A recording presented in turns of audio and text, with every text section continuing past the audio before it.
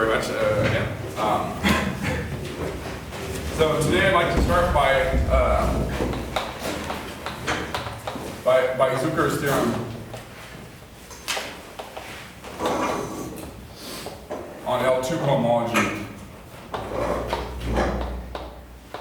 with coefficients in the variation Hodge structure. This is analysis of math paper.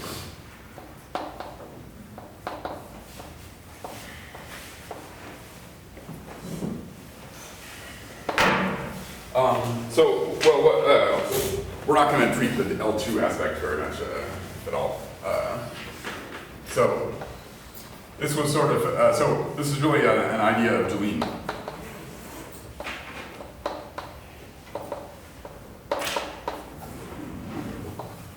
We'll see in a minute. So let's start with the motivation. So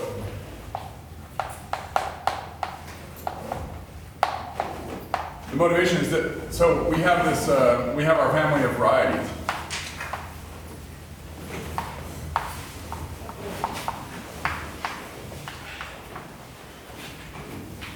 Smooth proper map of let's say, algebraic varieties.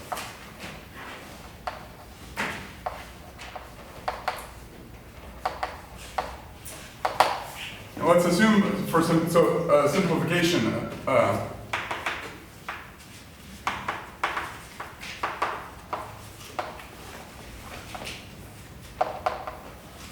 Assumption is that S is also proper.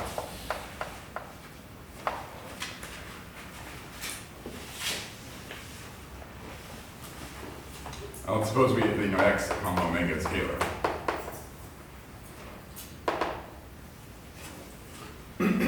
So S is going to be scalar also.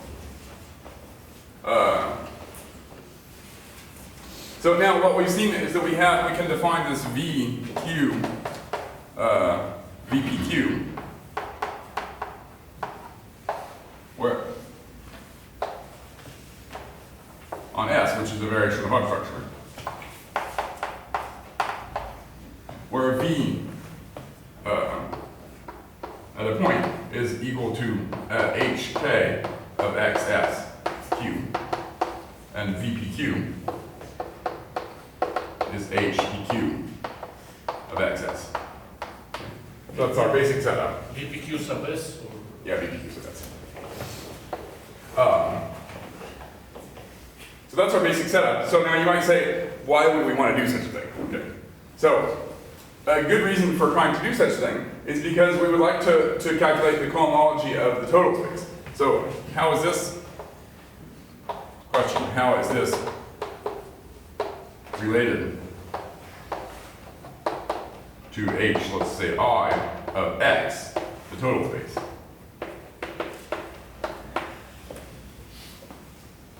Well, the answer is there's a Leray spectral sequence.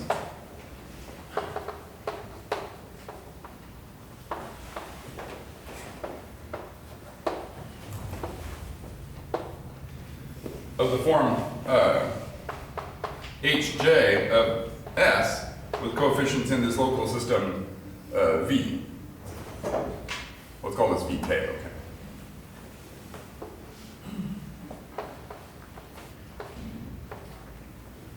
And this converges, so this is the E2 term. There's a Leray spectral sequence where this is the E2 term, Hj of S with coefficients in Vk. This is going to converge to J plus K, the total space. So that's just usual topology. But also Deline has a theorem that says that this degenerates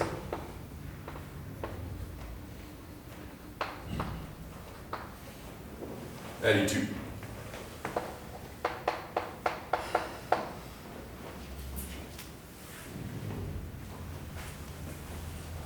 And it even really sort of splits.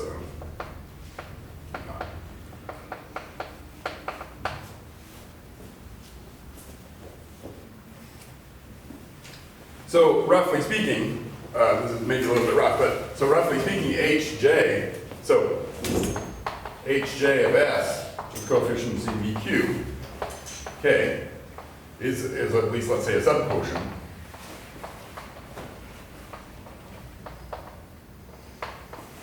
of the hj plus k of x of the total space. Okay. Now, sort of a general principle in Hodge theory is that if you have some natural thing in algebraic geometry with cohomology, then it's going to be motivic in quotes. We talked about motivic yesterday. But in particular, that means that it should have a Hodge structure. Okay. So, natural expectation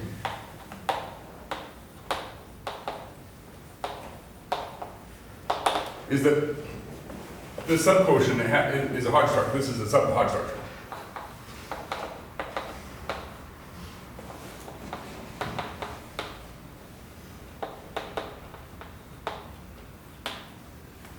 Let me just make a remark, which is that the category of pure Hodge structures, pure polarized Hodge structures,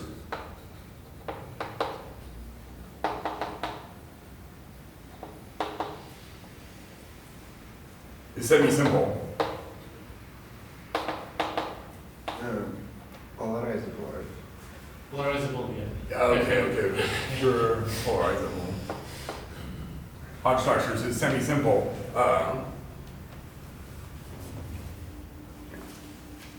So subquotient is the same as direct factor.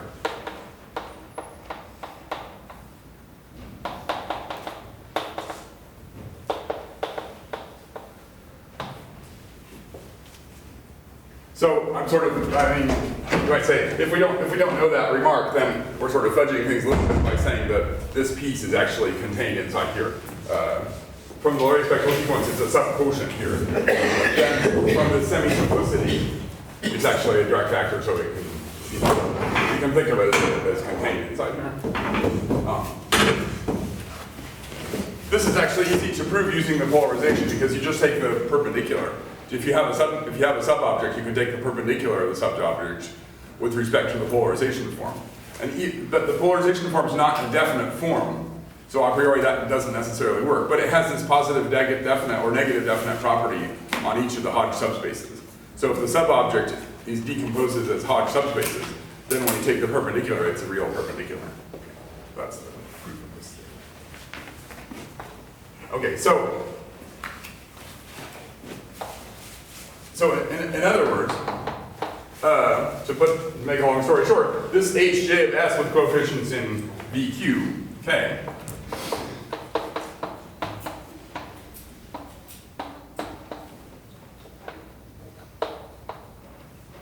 should have a Hodge structure.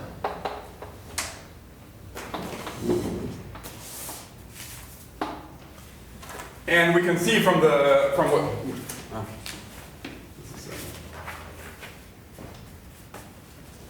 And we can see from what's going on here that the Hodge type of this Hodge structure, so the Hodge type, PQ, the Hodge type is PQ, should combine the PQ on S and the PQ in V. Okay. In other words, these double indices, they should combine the double indices that we get from S and the ones that we get from V. Why is that? Because the ones we get from V is the cohomology of the fiber, right? So that's sort of counting how many DZs and how many DZ bars you have in the fiber. And the PQ on S, that's counting how many DZs and how many DZ bars on the base. So if you want to count, just very roughly speaking, if you want to count how many DZs and DZ bars you have on X, then pretty clearly you should be counting the number in the base and the number in the fiber and adding. Okay. So this is a little bit rough, but the number of DZs should be the sum of the number of DZs on the fiber plus the number of DZs in the base. So this is kind of clear that the Hodge type of this Hodge structure, if we have a Hodge structure here that makes this work, then the Hodge type should combine the Hodge type of S and the Hodge type of V. Okay. And we'll call this total Hodge type, total type.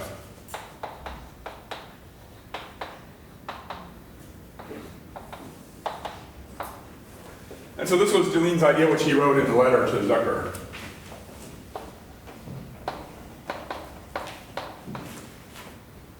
And then Zucker reproduced that in his paper. So Deline's idea, I guess, was, I think, under this simplifying assumption. So in some sense, there's no difficult analysis that needs to, I mean, there's the usual elliptic operator theory, but nothing further that really needs to be done under this assumption where S is proper. And Steve Zucker's paper is about the L2 cohomology case. So then something kind of radical needs to be done in the case where S is itself non-compact. And that's the usual case. So this is a strong assumption, and usually it doesn't happen. As we saw yesterday, in most of the examples, even if the family is proper, the base is usually not proper because there's usually a degeneration to the boundary of the base, which corresponds to singular fibers. Okay.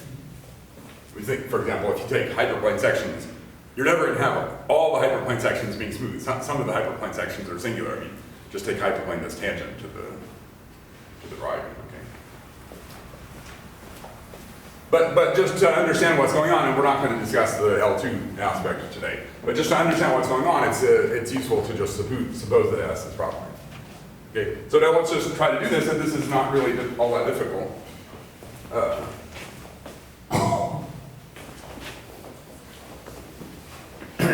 So let me just insist upon the fact that we want to take the cohomology of S with coefficients in this locally constant system. Okay, so a priori, what does this mean? A priori, we're looking at H, J, so now I can maybe drop this K. So Hj of S with coefficients in V, Q. This is really the sheaf cohomology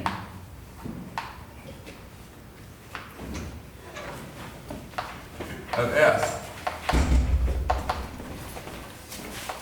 with coefficients in the locally constant sheaf.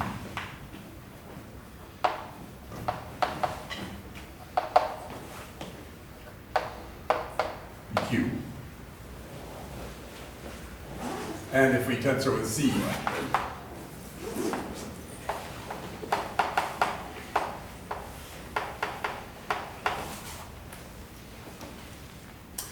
and we have a locally constant sheaf of C vector spaces. So what we'll do is we'll take the Durham, use the C infinity Durham resolution.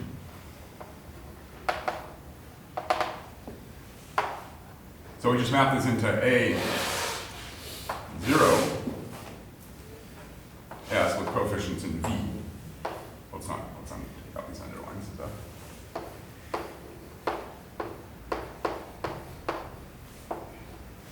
So let me call this capital D, okay? And let's in fact let's just take this round V, okay?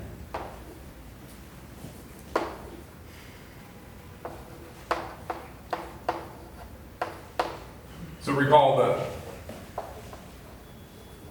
the round V, which is I mean, as a sheaf, it's really V underline, say maybe Q tensor with the sheaf C infinity.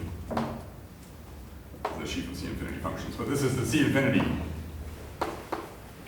vector bundle.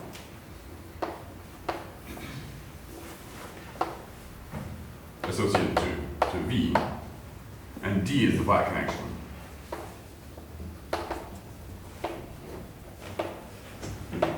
So the flat connection is really a connection operator. This is just C infinity sections of V. The flat connection is this connection operator here, but in the usual way that extends to an operator on forms of any degree. Okay, so these are differential forms. So these are differential forms on S with coefficients in V.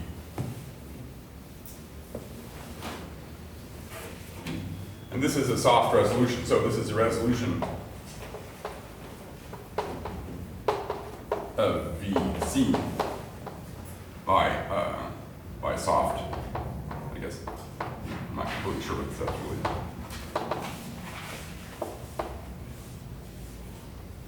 Is that the name that Hartshorn uses? Yeah, it's soft, yeah. Soft. Okay. Anyway. And so they can calculate cohomology by using global sections of the resolution.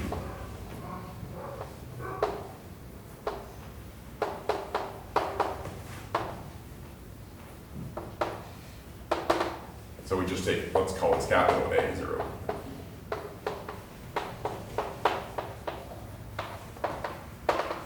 Where J of V is equal to J forms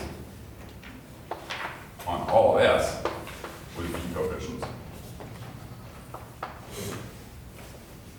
So this Hj of S comma V, let's say Q tensor with C, this is going to be isomorphic to just kernel of D from A J into A V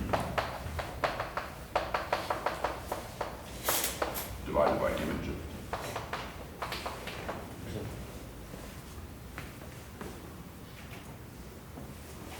So that's some sheaf theory. I mean, if you're not comfortable with sheaf theory, it's not, don't worry too much about this.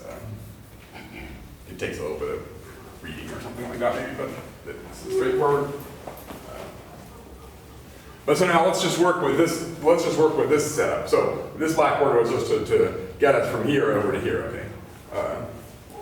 But now let's just work with this setup here, okay? So now what about total Hodge type? So total Hodge type.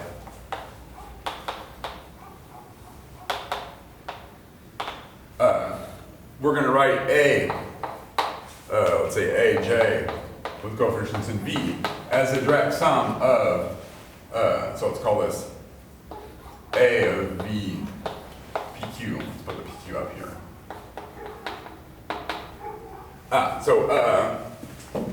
So let me write over here.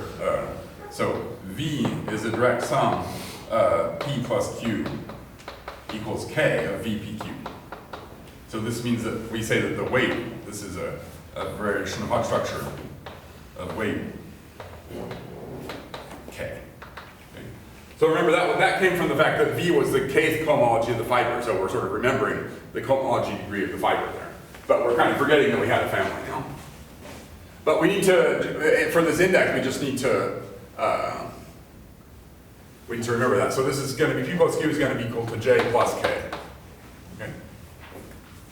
So A of V PQ, what is it? It's going to be the direct sum of A R S on S with coefficients in V P minus R Q minus S. Okay.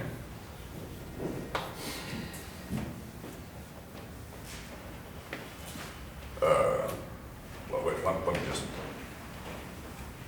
write that a bit better. V, let's call this maybe P prime, C prime. And the condition is P prime plus R equals P, Q prime plus S equals Q.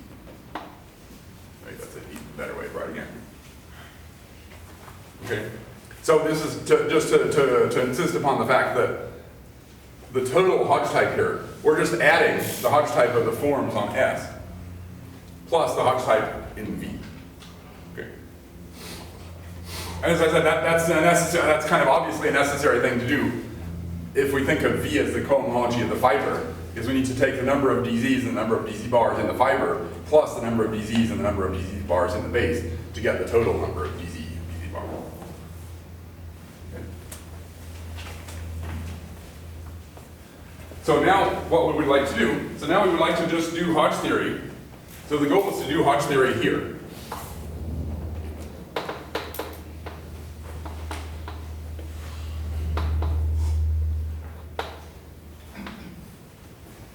Okay. Now here's where the sort of tricky thing happens. This is kind of sort of fun, you might say.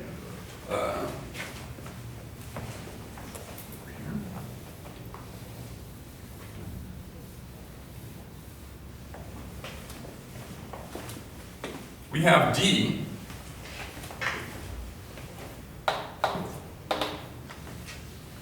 So D maps from A of VPQ. Well, I mean, D maps from A j of v into a j plus 1 of v.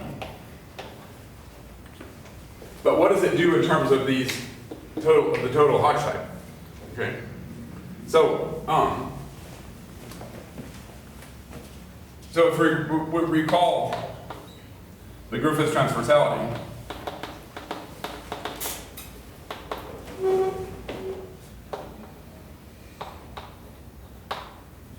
so what I'm about to write down, if we recall from yesterday, we were saying that for this part of the D from the 0 forms to the 1 forms.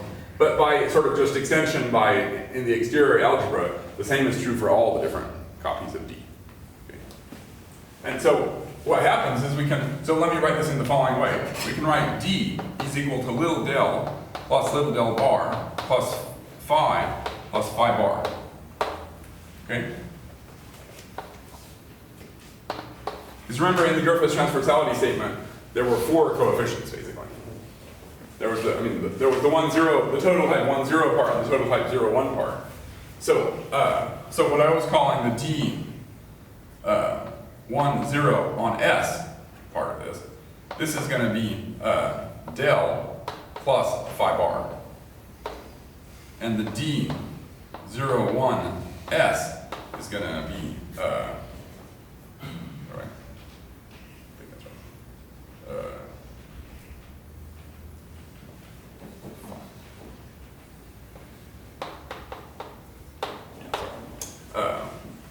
the D10 on S is going to be del plus phi, and the D01 on S is going to be del bar plus phi bar. So phi is local one form of connection, or what's phi?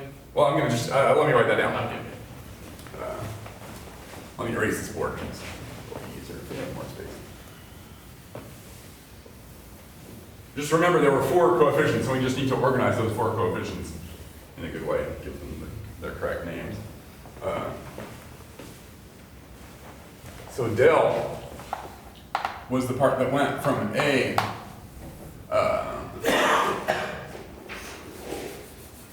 let's do it in the,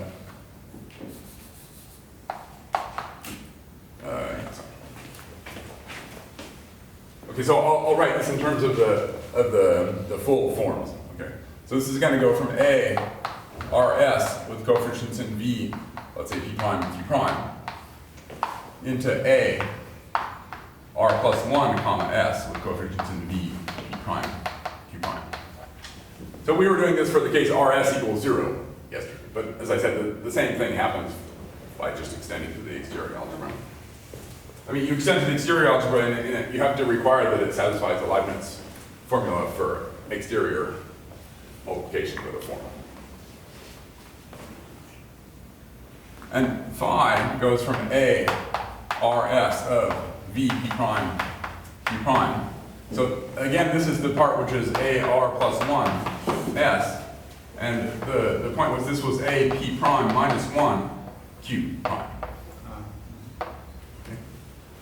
If you'll recall, I mean, if you look in your notes, I hope that's Q prime plus correct. 1. Q prime plus 1 actually, yeah. Because the sum.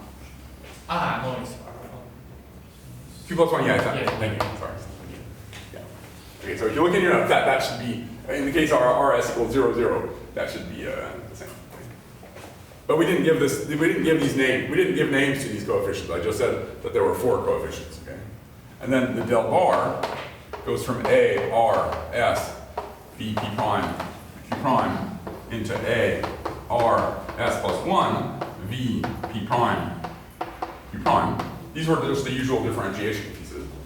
And phi bar goes from A, R, S, B, P prime, Q prime, into A, R, S plus 1, V, P prime plus 1, Q prime minus 1. Okay?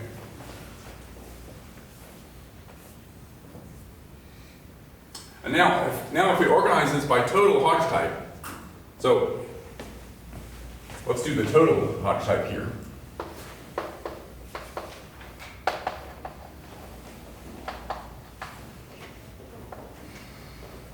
So what's the total Hodge type here? Well, it's plus 1 in the first degree, and it's nothing in the second degree, so this is 1, 0. Okay? Right, we just added 1 here. Okay? And this one, this is plus 1 here, but minus 1 here. So that's 0, and then plus 1 here. So this is actually 0, 1. And then this one is 0, 1 again. And this one is plus 1 here, but that's a minus 1. So this is 1, 0. So this is kind of a nice observation, which is that even though there's four different ways of differentiating in terms of if you look at the Hodge type on the base and the Hodge type in the fiber, but those collapse to just 2 if we take the total Hodge type. And this 2 just looks exactly like the usual del and del bar for a complex manifold. Right? It's type 1, 0 and type 0, 1. Okay. So the point is that we make the definition is that D prime will be the total Hodge type 1, 0 stuff. So that's going to be del plus phi bar. Okay. Phi bar is the total. This is total type 1, 0. Right, but so remember this phi bar has Hodge type on the base, which is 0, 1. Okay? So we're switching. So if we just look at Hodge type on the base, we're not going to see this phenomenon. And then D double prime is just del bar plus phi. This is total type 0, 1. Okay.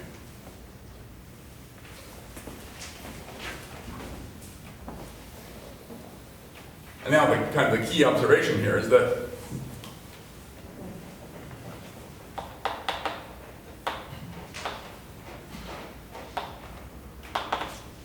we still have the analogs of the Kähler identities.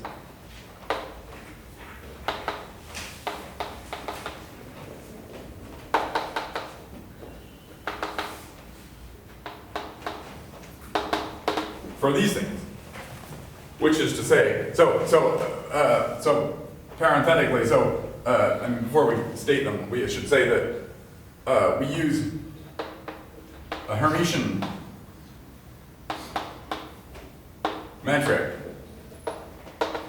on V obtained from the polarization form. I should have said it somewhere at the start where V is a polarized variation of Hodge structure.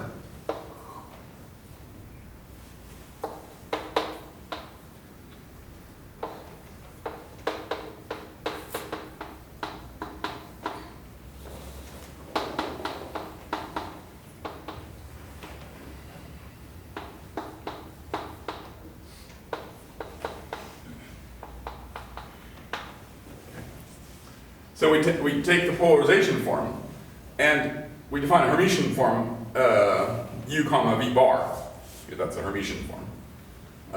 And we change the sign by saying, okay, it's minus 1 to the P times U V bar if U is in VPQ. Of course, if V is not also in VPQ, then it's going to be 0. V has to be in VPQ, otherwise it's 0. That's part of the axioms. So we modify the sign of the polarization form to get a Hermitian form. This is a positive definite Hermitian inner product.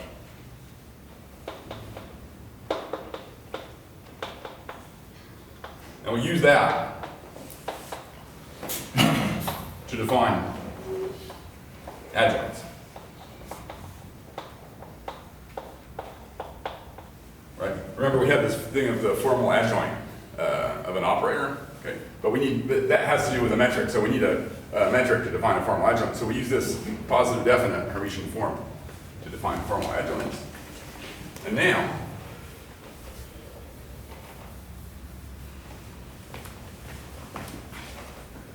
we have D prime star equals square root of minus 1 times the commutator lambda D prime, D double prime. And D double prime star equals minus square root of minus 1 lambda D prime. Okay. And this is a result of two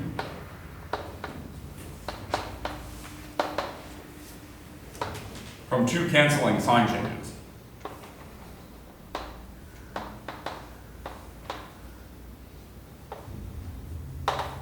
A, we interchanged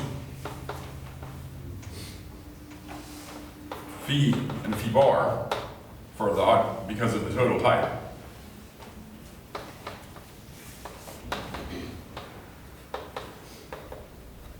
And B, we have this minus 1 to the P in the metric. Okay, in the metric on P.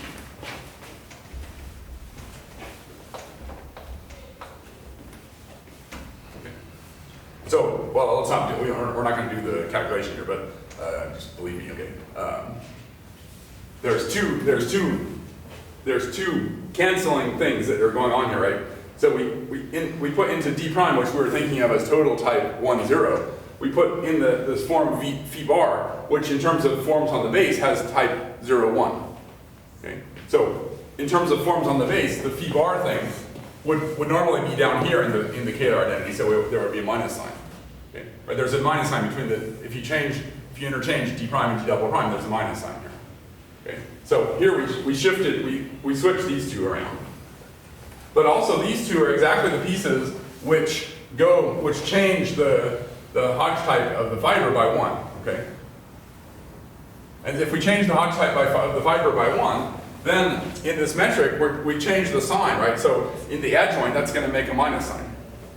Those two minus signs, miraculously, you might say, it's not all that miraculous, but they cancel out. You think, I mean, it has to work that way because if you took like a product of 2 billion varieties, then all this Hodge stuff would just be completely constant. And the Hodge theory of the product, right, like just a product of 2 elliptic curves. If you tried to write down what happens for a product of 2 elliptic curves, this would have to be happening, otherwise it wouldn't work, you might say. So it's not all that miraculous, but I mean, it's a little miniature miracle, you might say. And so the Kähler identities,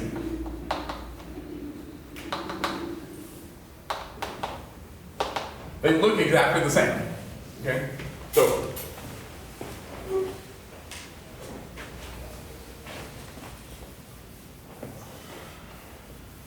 these look exactly the same as before.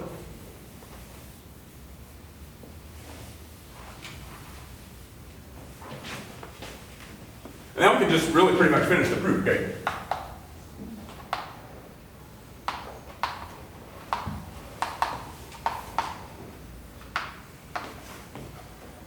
These look exactly the same as before. So the previous proof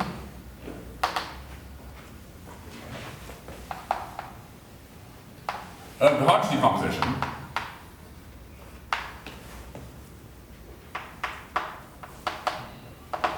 goes through. So let's just recall what that was. When we defined the Laplacian D is to be equal to d star plus d star d. And this is an elliptic operator. So the cohomology Hj of x with coefficients in V, C is isomorphic to the space of harmonic forms. I mean, it's the space of Laplacian D harmonic forms.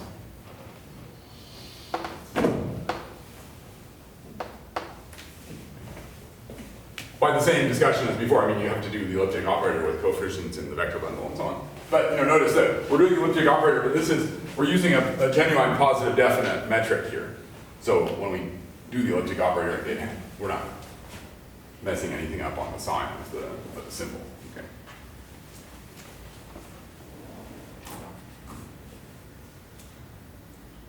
And on the other hand, we have Laplacian D equals, if we define Laplacian D prime to be D prime star plus D prime star D prime, and Laplacian D double prime,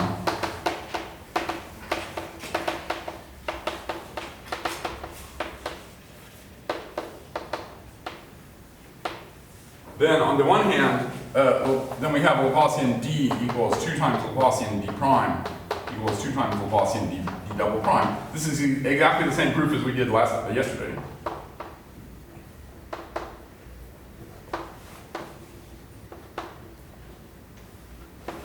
In other words, every time I wrote a del, you put d prime. Every time I wrote a del bar, you put d double prime. And you just use these formulas. They just tell us that the proof works exactly the same. But on the other hand, these Laplacian d prime and d double prime, they preserve total Hodge type.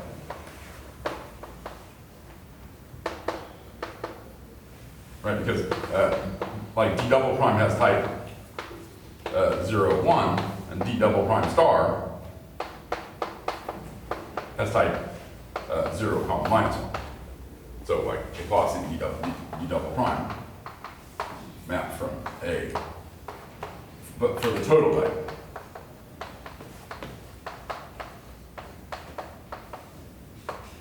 So this preserves the total Hodge type, right? We're doing plus 0, 1, and minus 0, 1.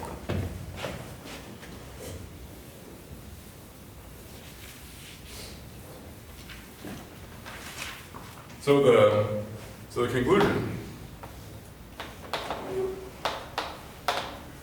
The conclusion is that the cohomology Hj of S with coefficients in V, is isomorphic to the J harmonic J forms with coefficients in V. But that's isomorphic to the direct sum, P plus Q. Well, right, remember P plus Q was equal to K plus J of H, let's say H of V with total type PQ. And this gives us a Hodge decomposition.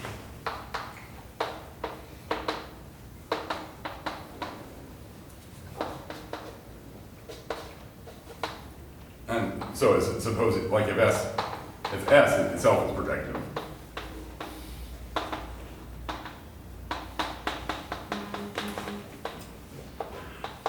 it's again Q polarized.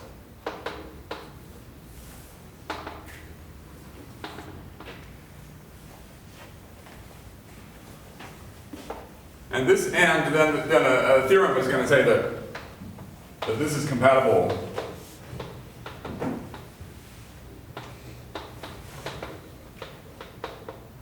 with the Lorentz spectral sequence.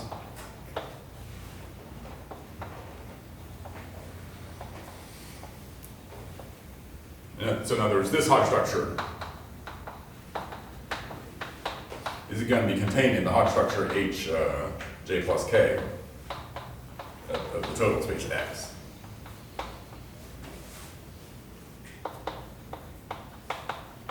This inclusion is an inclusion of Hodge structures. Okay. So that's just a very natural thing to do.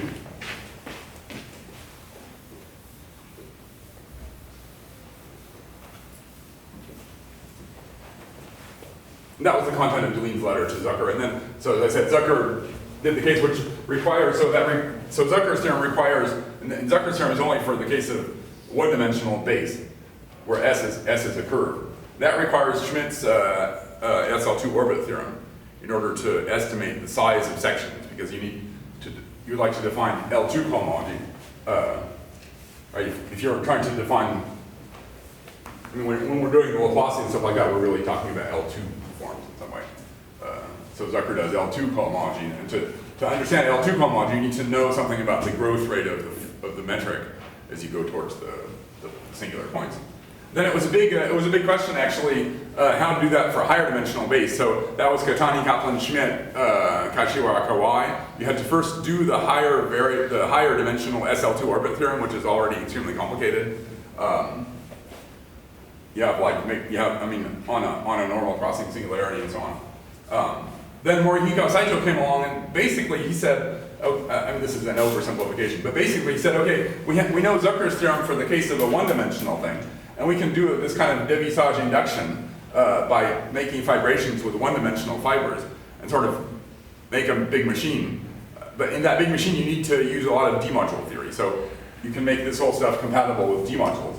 And then you can make that machine work. And then this Zucker's theorem in the case of just curves gives you the same statement in higher dimensions, basically. So we now know how to do this, you might say, in pretty good generality on the case where S is higher dimensional. And that led to, for example, a proof of the decomposition theorem. which was originally valence inverter Stein Boolin Gabor using characteristic P methods. Morihiko Saito could give a proof of that using T1 methods.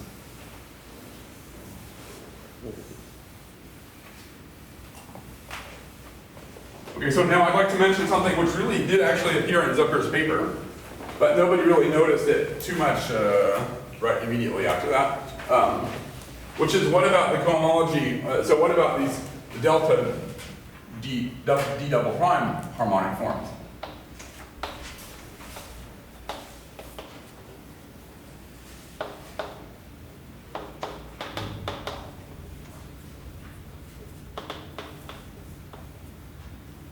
How can we express the delta D double prime harmonic forms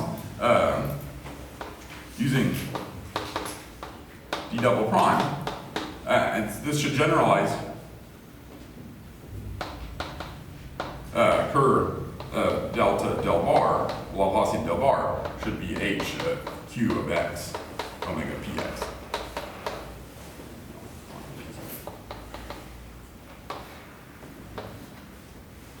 Well, the answer is just to make a complex using D double prime.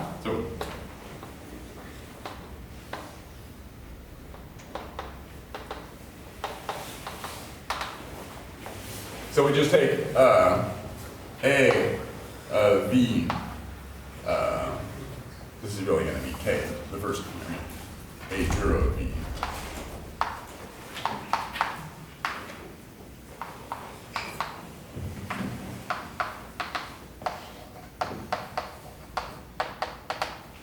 And the kernel of the D double prime Laplacian. Well, let's recall, of course, that's equal to the kernel of the D Laplacian. If the Laplacians are the same up to a factor of 2. But the kernel of the D double prime Laplacian is the cohomology of this complex. Sorry, that's getting a little bit ahead of myself, but.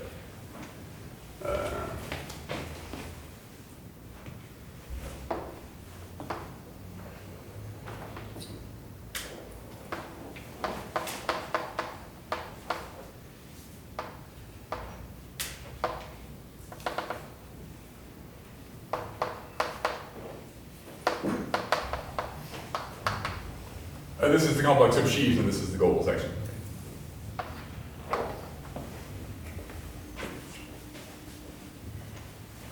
But now we can write this as a double complex. So we can write this as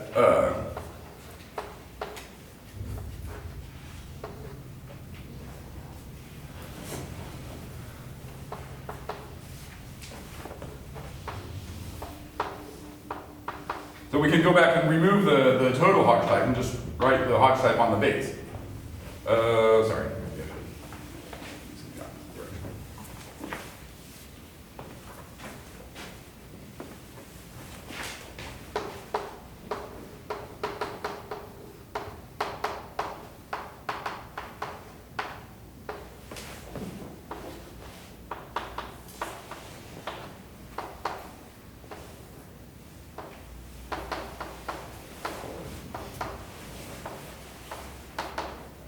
So I'm kind of, I'm sort of subtly shifting us towards Hitchin here in some way, okay? Because now I'm forgetting about the Hodge type in V, okay?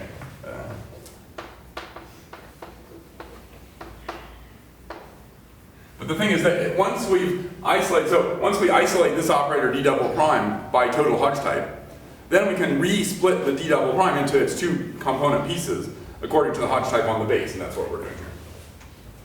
So this is going this part is del bar. So remember D double prime equals del bar plus phi. Okay? So this part is del bar, and this part is phi. This I think is it's not an accident. This looks a lot like the double complex that Dima wrote down, in fact, in some ways.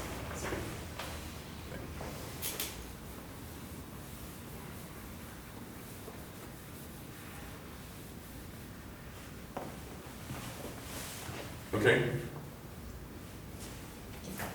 So the point is now this complex looks exactly like the Dolbeault resolution of a simple complex. So this is the Dolbeault. This is the classical Dolbeault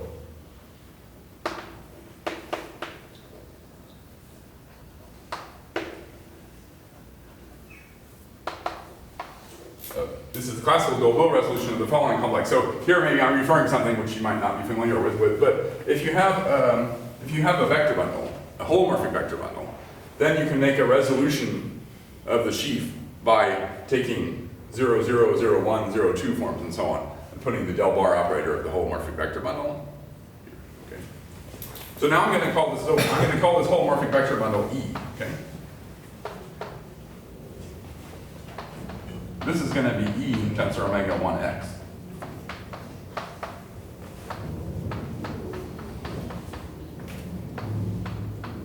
Oh, sorry, yes.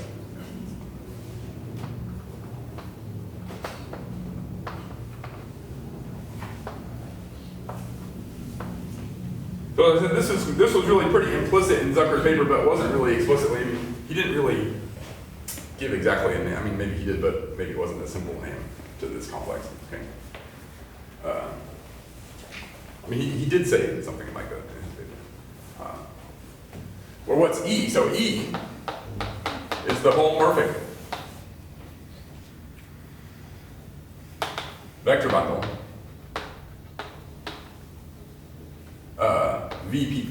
direct sum of VPQ with the d-bar operator. So this is different from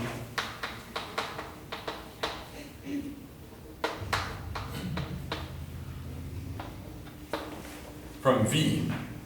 I mean, V is the direct sum of VPQ, okay, but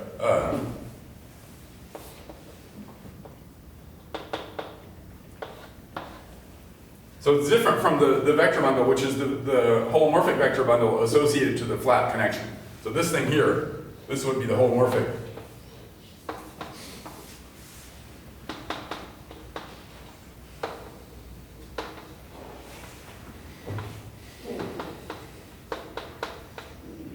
Which in turn is associated to the local system.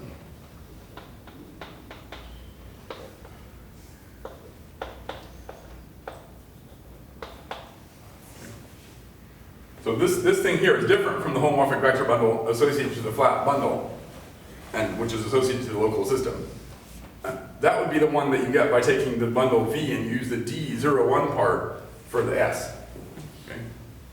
But remember the D01 part for S, that's del bar plus phi bar, if I'm not getting confused. Right, so the difference between these two is the phi bar. Okay. Of course, if the phi equals 0 and phi bar equals 0, then they're the same, but that's the case of a unitary local system.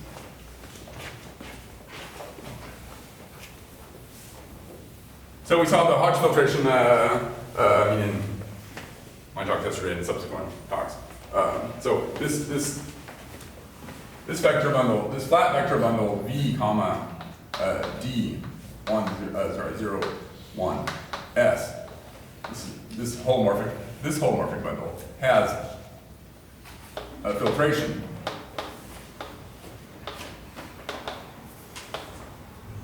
on holomorphic subbundles, which is the Hodge filtration.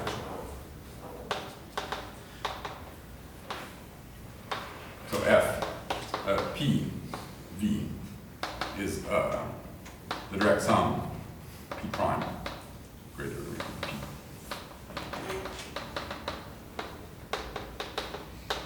Okay. So we just filter by all the stuff going in one direction. Okay. And so then what it turns out, it's not too difficult to see, because the phi bar decreases, I mean, the phi bar changes the level of the filtration.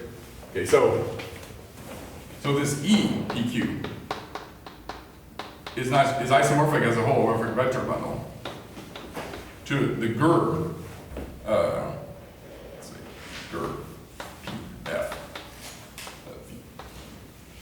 Let's call this thing capital V like that.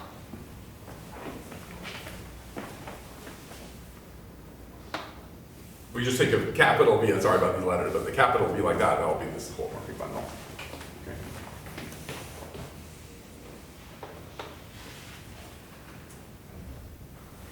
Right, so this is FP mod F, P plus 1. So this is, this is, you might say, a known quantity. And furthermore, we also have another known quantity, which is that phi, so this flat connection, thought of as an algebraic flat bundle. I mean, V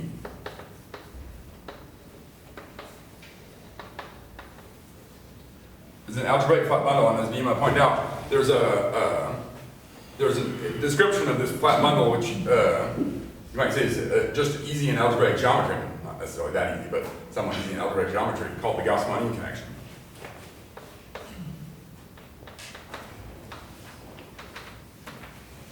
And so it has an operator which we'll call nabla from V into V tensor omega 1x. So this is the holomorphic one forms. And this is an algebraic flat connection.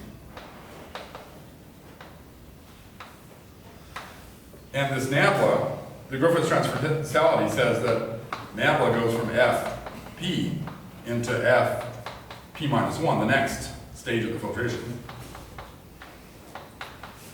Okay. And therefore,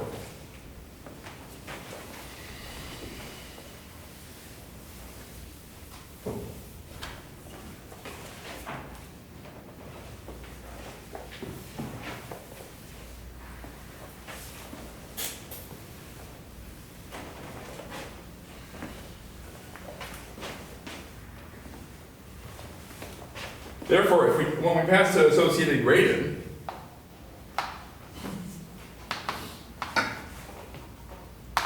we get nabla induces a map from Fp, mod Fp minus 1, into this is P plus 1, into Fp minus 1, mod Fp, tensor omega 1s. And this map is phi. This map is isomorphic to phi.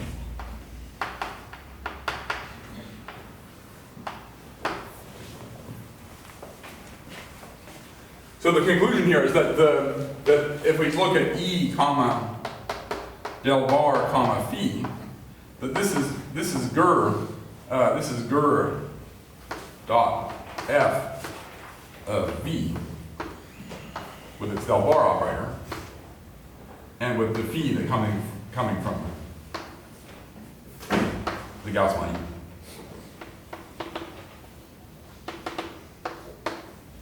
And sort of a further comment is that this phi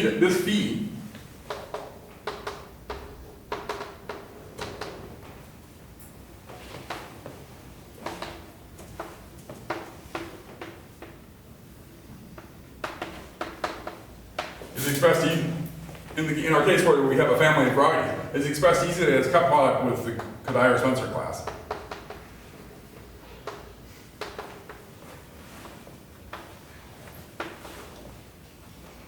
It's called some theta or something, which is in H1 of X of the fiber with coefficients in the tangent space of the fiber.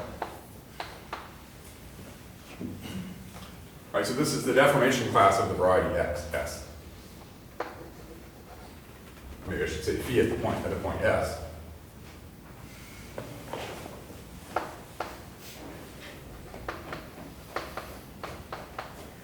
Okay. I mean, you might know this. This is for people if you know this. If you don't know this, you'll read about it someday. Right. In classical, the deformation theory of each variety in the family is governed by H1 of X with coefficients in H1 of the fiber with coefficients in the tangent space. Okay. So when we have our family, that means each fiber is given a deformation. It's the deformation of the family. Maybe I should say tensor.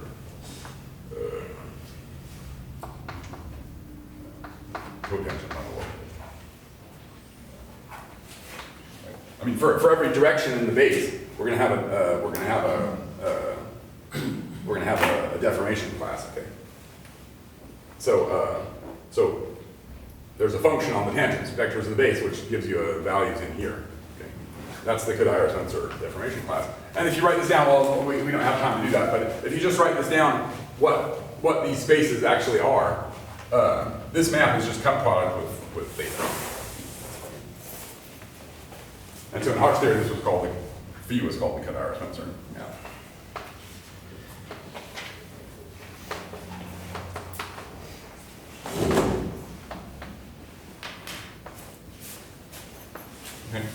And so now the point I'd like to make here, so this is kind of a non-historical approach to Hitchens equations. The point is that this thing is a Higgs bundle. So this E, comma, this holomorphic bundle E and then phi, I mean this E, comma, del bar is a holomorphic bundle.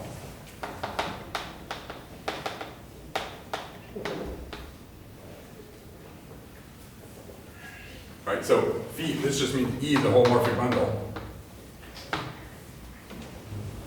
And phi maps E into E tensor omega 1x, and in fact phi wedge phi equals 0.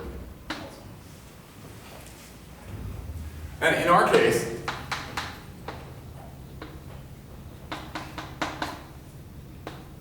it has an additional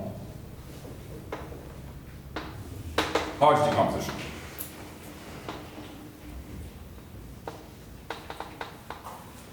Which is kind of serving to explain how we got here, you might say. Okay. So let me just finish by pointing out, but we'll start with that next time. And as it turns out, our metric, I mean the metric and the connection and everything.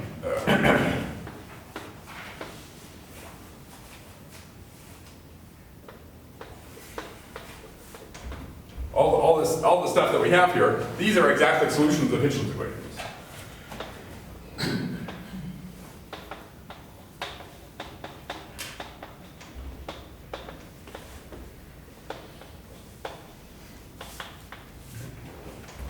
So one can view, but this was not the way it happened, but one can view Hitchens equations as sort of a generalization of this picture, where we just forget this additional Hodge decomposition. Hitchens did Hitchens equations for different reasons. So this is not the original thing, but one can view Hitchens equations as being just the same equations that we have here, but we just forget the fact that we had a Hodge decomposition. Of course, that's not an easy thing to do, because in some way the Hodge decomposition is very intertwined with everything we've done so far, right? The fact that these Kähler identities hold was because of the Hodge decomposition. The metric, we got the metric by taking a flat form, which was the polarization form, and changing its sign by the Hodge decomposition and so on. So we kind of got here a lot by the Hodge decomposition. So it was kind of it's a very new thing, Hitchens equations. The fact that you could do the same equations, but you didn't without the Hodge decomposition, that was a really new thing, which kind of vastly extended the field in which you can discuss this type of thing. But so from a Hodge theory viewpoint, you can kind of motivate, shall we say, Hitchens equations by looking at this. So this is Zucker's thing, and in some way these Higgs bundle stuff kind of appeared in Zucker's paper if you look closely. But of course, nobody kind of noticed it. But so I'll stop here for now. We'll pick it up later.